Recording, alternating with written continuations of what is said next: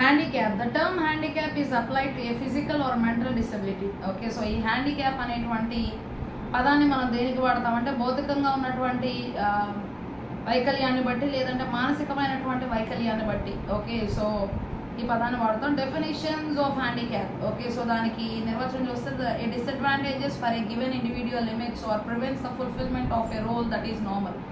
అందరిలాగా సామాన్యంగా ప్రతి పనిని కూడా చేసుకోలేనటువంటి దాని పరిస్థితిని గురించి చెప్పేటప్పుడు హ్యాండిక్యాప్ అంటాము. మరి మనమేమో అన్ని బాగా చేయగలుగుతాము, పాపం ఈ వైకల్యం కలిగినటువంటి వారు సరిగా వారి పనులు చేసుకోలేరు అన్నమాట. వారిని చేయకుండా ఆపుతూ ఉంటుంది ఈ బలహీనత ఏదైతే ఉందో. Handicap means a restriction imposed acquired by the child's disability.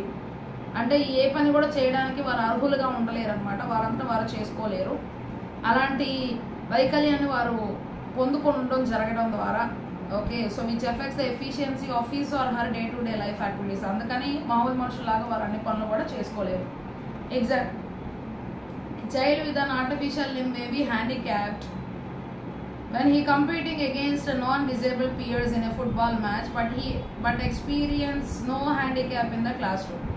Okay, నిజమైనటువంటి కాలు లేకుండా మామూలు కాలు పెట్టుకొని ఫుట్బాల్ ఆడేటప్పుడు ఇతనికి ఒక వైకల్యం అనేటువంటిది ఉందన్నమాట. సో దానివల్ల అతను అన్ని కాళ్ళు బాగున్నటువంటి వారితో పాటు కలిసి ఫుట్బాల్ ఆడేటప్పుడు ఇది ఆర్టిఫిషియల్ అంటే మానవుడు తయారు చేసినటువంటిది కృత్రిమమైనటువంటి కాలే కానీ ఇది నిజంగా ఉన్న కాలు కాదు. కాబట్టి వీళ్ళు ఎవరైతే ఉంటారో ఈ ఆర్టిఫిషియల్ లెగ్ పెట్టుకున్న వాళ్ళు మిగతా వాళ్ళు చక్కగా రెండు కాళ్ళు సరిగా ఉన్నటువంటి వారితో బాగా ఆడలేరు. అదే వాళ్ళు క్లాస్ రూమ్లో కూర్చొని వినేటప్పుడు వాళ్ళు అందరిలాగే వింటారు, అక్కడ కాలుతో సంబంధం లేదు కాబట్టి.